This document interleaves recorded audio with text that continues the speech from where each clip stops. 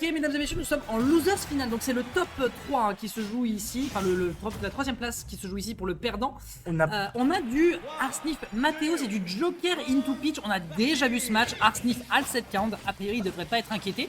C'est juste que les games risquent d'être longues parce que Matteo il cherche toujours encore la parade pour essayer de sortir de ce match et de cet adversaire qui vraiment je pense lui gonfle la rate sévère. Oui, en effet, Matteo, très gros campeur contre moi, il fait que camper. Mais on a du coup Oracle Matteo de la structure Oracle avec ce point d'interrogation Arsnif, on sait pas où il est mais il est devant mon truc. On a Matteo qui a le lead pour l'instant. Il va falloir attention à ce reverse mais il fait des top graves, ça lance des turnips un peu pour Gimp Arsène. Mais ça veut conteste tout ça et trouver l'avantage du côté d'Arsnif. Il va devoir faire une phase là, mettre en stage, après il sera à 15% et là il peut tenter de trouver un kill déjà vu que c'est Arsène. C'est tout vu, ouais bah définitivement Arsène le personnage à lui tout seul qui fait déjà le taf. Attention ici un petit forwarder qui est proposé derrière, on se débarrasse ici d'un turn pour essayer de faire exactement ce que tu disais, à savoir une situation de gimp, mais c'est pas encore rentabilisé efficacement, pied dans le throw, petit backer en Notora média, ça fait de bons dégâts, mais c'est assez timide. Mais au moins, ça permet de maintenir l'adversaire en désavantage. Et Matteo, en fait, peut juste pas jouer depuis tout à l'heure. Arsnif, j'ai l'occasion d'ailleurs de parler avec lui récemment. Ouais. Et il m'a dit, ce qui est très intéressant, qu'avant il avait pas trop de game plan en avantage. Oui. Et maintenant, depuis quelques temps, il commence à le travailler. Ouais. Et du coup, ça sert à quoi d'avoir un game plan en avantage, vous allez me dire? Ça sert à beaucoup moins se faire reverse, trouver là où tu as le plus de rewards. Et bah, tout simplement trouver les coups au bon moment et savoir quand y aller quoi. Donc c'est très important surtout avec un personnage tel que Joker qui a autant d'outils et autant de rewards pour certains coups. Mais bon, là Matteo qui réussira à trouver cette seconde stock. On a vu qu'il a mis un up smash, je l'ai vu pas mal mettre de up smash de cette façon. Là, oui, il a l'air de travailler ça. Ouais, il a une bonne phase, 26%, la bonne pression. Le pic, il a conditionné, il a vu qu'il frappe beaucoup saucisse, du coup non, il est bon là. Là, Matteo, en vrai, ce qu'il fait depuis tout à l'heure, je trouve ça très très bon. Heureusement ici qu'on a la chance d'avoir le disjoint du parapluie qui fait qu'on évite pas de faire avoir dans ces échanges. Par contre, on récupère Arsène et à 97%, bah là, Matteo il va devoir la jouer fine parce que c'est bien mignon de réussir à trouver des up smash, mais si l'adversaire commence à anticiper des trucs, ça peut partir très très mal. Le up smash ici qui part dans le shield mais qui est trop compliqué pour le contester. Le gars qui va pas encore faire mouche, mais un Arsnif qui est en position de confiance, notamment avec ce backer encore une fois. Le bon backer sur le jump, il a mis très bonne corner pressure. Car on a pu observer qu'il a mis un coup de backer, après il s'est éloigné pour voir ce que Matteo allait faire, et juste avant, et il a vu qu'il sautait, et il n'y a aucun risque de mettre un backer comme ça avec Joker, et le risque reward il est juste trop bien, il est mort à 80, et vraiment Arsnif c'est un des brackets démons de Matteo. Matteo il doit vraiment surpasser s'il veut, en fait quand on bracket démon il faut vraiment surpasser pour être dans un jour où il fait une trop bonne phase pour gagner. Mais là, la pression de Matteo aussi, elle fait pas semblant, elle ne blague pas, comme la pression d'Arsnif avec Arsène. Les deux ont une grosse pression au ledge, ils arrivent à trouver leur stock dessus, et ça blague vraiment pas. Non, puis même au-delà de la pressure sur le... Tu disais là, la pressure au corner qui était extrêmement propre, tu avais aussi la corner sur le shield, donc le back pitch, c'est un des personnages qui fait le plus peur au bouclier du jeu. Et vraiment là on l'a vu sur deux neutralaires, vraiment il est parti, c'était une chips, et ensuite derrière malheureusement Arthur a dû prendre une décision défensive, c'était visiblement pas ce qu'il fallait, c'était pas en tout cas celle qui était attendue par l'adversaire, et le punish est récupéré, c'est très propre. Par contre à 89%, le backer ici qui est bien récupéré. Ouais, la précision qui était... Oh, ça se jouait sur peut-être des petites interactions. Ça manque de précision, écoutez, après, parce que c'est Joker en face.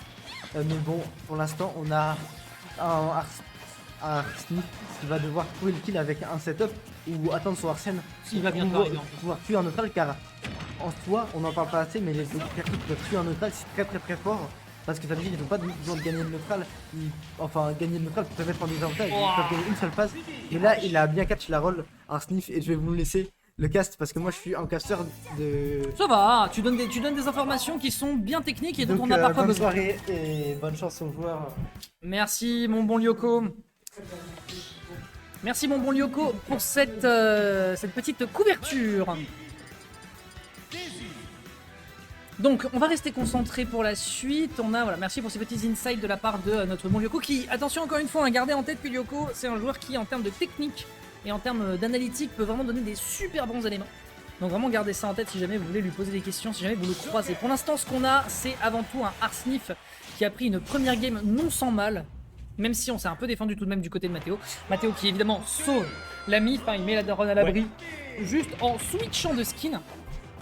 Mais est-ce que ce sera suffisant? C'est une excellente question parce qu'on rappelle encore une fois qu'il s'agit d'un démon de bracket Et que pour l'instant, Mathéo n'a toujours pas la formule pour se débarrasser de ce fichu Joker. Ouais, c'est sa bête noire, comme on dit. Oui, totalement, totalement. Et pour le coup, ça match avec le manteau.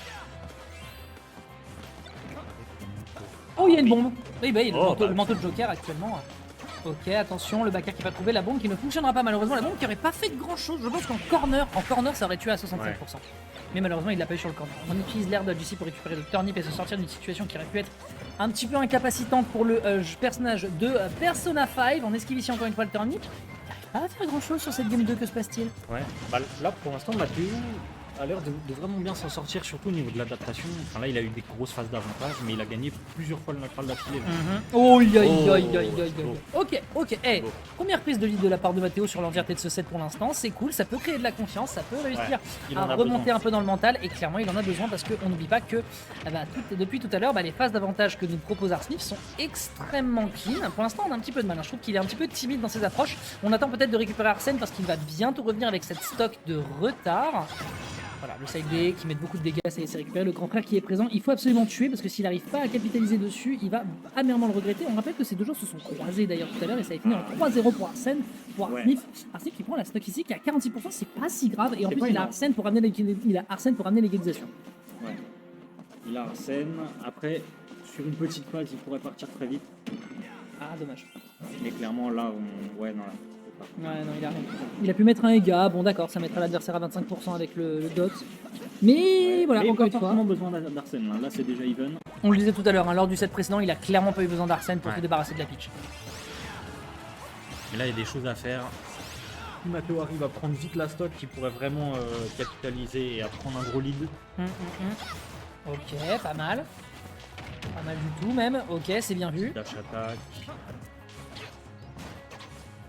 Non, en vrai, c'est très. En vrai, il est extrêmement prudent. Je sais pas si tu le vois, mais, il est. Arsnif, il veut pas trop approcher. Ah, les deux savent qu'ils sont en danger, donc en fait, ils essayent de balancer des hitbox, mais ils essayent de rester très safe. Enfin, voilà, c'est cool parce que c'est du Smash Bros respectueux, c'est du Smash Bros qui est conscient des enjeux qu'on a dans la compétition. Et franchement, ça fait plaisir. Le pari ici qui arrive à lui sauver encore plus les meubles. Mathéo qui attend qu'une seule chose, c'est d'aller chercher le confirme. On le voit le backer depuis tout à l'heure. Par contre, ce que je vois aussi, c'est que la rival gauche est en train de s'augmenter. Oh, c'est beau. Alors ça, gun horizontal, gun vertical, into forward air. Frérot, c'était splendide. Je t'ai dit, c'est possible de faire avec le gun de Joker, c'est juste incroyable. Il y a trop de possibilités et en plus c'est trop stylé à voir. Ouais. Non, clairement ça a de la sauce. Ça a de la sauce. C'est un des spéciaux avec le plus de sauce du jeu, je pense. Ouais, grave. Ok, petit neutralaire ici pour essayer de couvrir potentiellement les approches de l'adversaire. Le side B malheureusement qui est un peu gourmand. Heureusement qu'on a le up B pour revenir, mais c'était un risque qui a été tenté ici par le joueur de la team Oracle, qui essaye maintenant de se dépêtrer, de sortir un turnip par-ci. Malheureusement, la bombe est partie, donc la bombe, malheureusement, il y a moins de miser sur sa chance, elle ne repassera pas. Petit drag down, me semble-t-il, sur le fer 1 pour aller chercher ensuite le grab. C'est clean, c'est très clean entre les deux joueurs. On a bientôt Arsène, il va falloir garder cette information et donc partir en phase de delay et de stall de la part de Mathéo. Clairement, parce que là, avec Arsène, ça peut aller très très vite. D'ailleurs, Arsène est là. Donc là, on a vraiment envie de pas se prendre aucun combo. Enfin, regarde. Combo qu'on se prend, c'est fini. Ouais, toutes les secondes qu'il peut prendre avec la pitch, il va essayer de les capitaliser. Et il a raison. Il a complètement. Oh frère, le cancel. Ouais, non. En vrai il avait raison de stall en zone rouge, mais il est resté trop proche du bord de terrain et le backer qui a été bien tenté ici, qui a réussi à l'end. Bon, coup de doigt, ça arrive. Ça arrive, mais ça arrive à tel point qu'on est sur un 2-0, mon cher Scuban. 2-0. Et moi, justement, ce que j'allais dire, moi, tout à l'heure, quand Arsnif jouait très défensivement, très prudemment, je me dis, en fait, quand tu as gagné la première game, si tu gagnes la deuxième, tu as vraiment un ascendant psychologique à fond parce que ton adversaire il est dos au mur. Et donc, je pense que quand tu as gagné la première game, tu vraiment pas envie de faire la deuxième. Ouais, surtout sur un BO3. Sur un BO3, clairement, ça peut faire la différence. Après, je pense que c'est aussi très très dépendant de pas mal de choses. Tu vois, on a des joueurs comme par exemple Polynomis, il aime beaucoup être en situation de loser. 3 bacs. De suite, j'ai envie de mourir. Mais voilà, par exemple, Polynomis, c'est un joueur qui aime bien être dos au mur. Winder, c'est aussi un joueur un peu comme ça. On a plein de joueurs comme ça qui aiment bien vivre la pression. Je pense aussi à Gluttony. Gluttony, on rappelle qu'on le connaît surtout pour faire des 3-2. Donc en général, faire des retournements de situation dantesques, donc voilà, c'est vrai. Il y a des joueurs comme ça. Il y a des joueurs comme ça qui arrivent à s'en dépêtrer et je pense que Mathéo, il a besoin d'avoir une situation. En fait, si tu veux, c'est un joueur qui de base quand tu lui parles, c'est un type qui est un peu serein, un peu calme. Et il a besoin en fait lui-même d'être dans un gameplay, dans une situation de jeu où il est serein. Sinon, en fait, l'eau elle est perturbée. J'ai besoin de me lancer un espèce de proverbe chinois, je me sens très con. Mais en gros, voilà.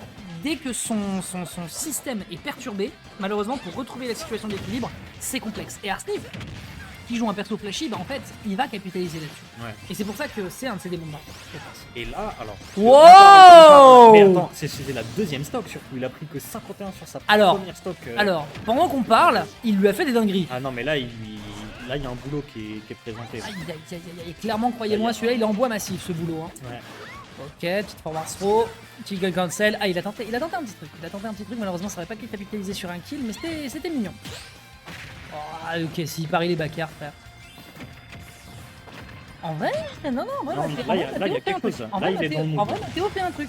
Là, il est dans le move. Mathéo fait un truc. Je sais pas ce qu'il fait, mais en tout cas, une chose est sûre, c'est qu'il le fait. Très beau backer, ça va pas encore aboutir à un kill, malheureusement.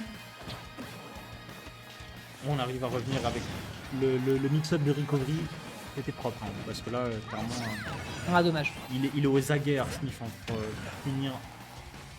Ok. Oh, ok. C'est dommage. Un shark upper pour éviter le down smash, c'était plutôt smart. Et ça a réussi à prendre du coup la première stock de son adversaire. Ici, down throw into back air, les grands classiques. On voit que l'adversaire essaye d'aller choper l'adversaire en situation de juggle, mais le gun cancel en anti-air, qui est juste, qui est en anti-punition aérienne, qui est juste trop propre. Encore une fois, down throw into back air. Arsnif qui est en train de peut-être mettre la seconde. Il revient là, mais après, il est à pas grand chose de perdre la game. Hein. Le 82, il est pas encore en danger de mort, mais ça commence à sentir le sapin, c'est vrai. Alors que du côté de Mathéo, on a le buff et on perd tout de suite. Aïe. Ok, pas trop. On a bientôt un Arsène, il va falloir garder cette information. Oh, ça c'est dommage, on perd l'avantage positionnel d'un coup. Ouais, les rivers sont assez fréquents. Ok, bon. Relativement propre. Bon. En deux stocks. Bon. En deux stocks. Ouais, deux stocks. Non, franchement, deux stocks vraiment très clean. On a été. Très stylé. J'étais assez surpris de voir à quelle vitesse il l'a attrapé, mais au final, ça passe. Donc, parce que oui, la game là, elle a été assez courte. Hein.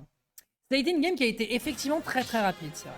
C'est quoi un shark upper? Alors, un shark, en gros, comment expliquer? En gros, imagine-toi. Non, c'est un peu comme. Si, c'est ça. Imagine-toi. Si, c'est ça en fait, c'est ça mon analogie. Ce sera mon analogie, attention. Rien, ouais. Imagine, t'es une mouette. Oui, c'est vrai qu'on a toujours rien.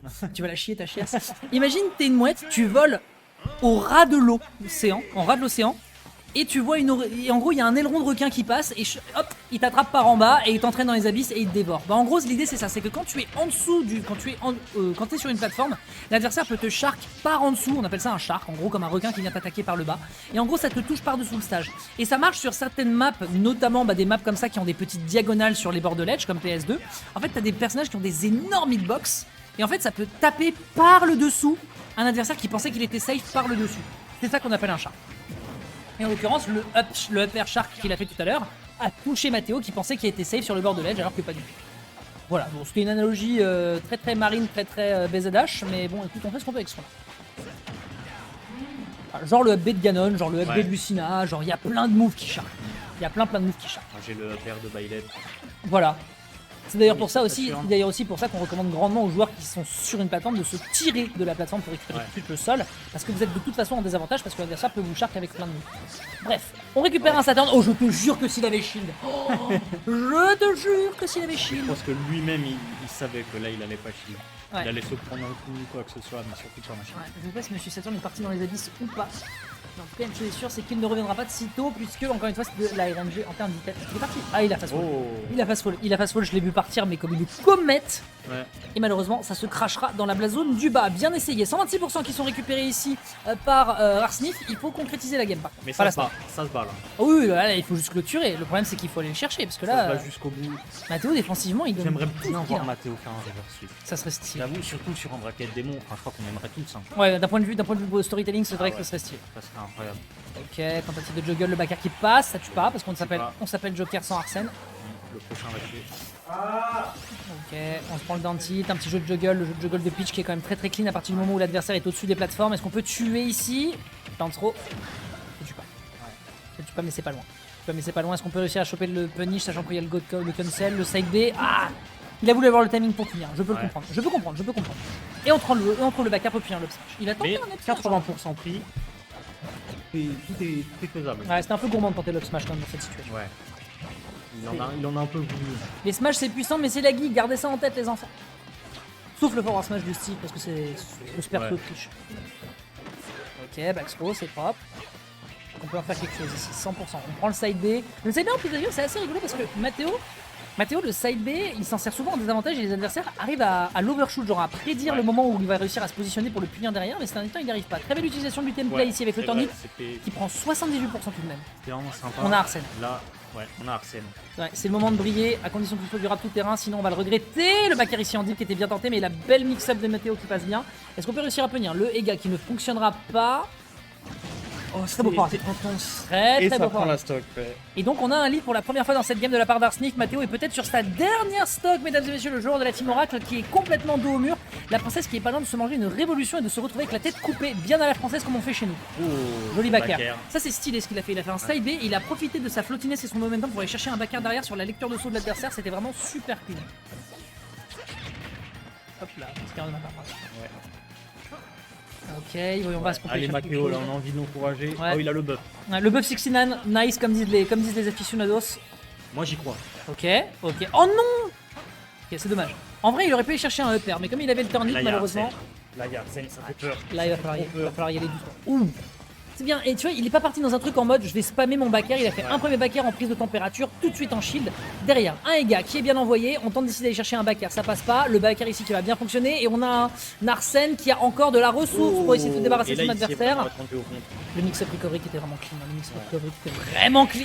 Il a fait la même chose que la game 1. Ouais, la même chose. Ah, je suis deg. Il a fait la même chose qu'à la Game 1, mesdames et messieurs. Il a pensé qu'il pouvait se rapprocher du bord de terrain avec le float cancel, mais non, la réaction d'Arsnif a été acérée, incisive et meurtrière.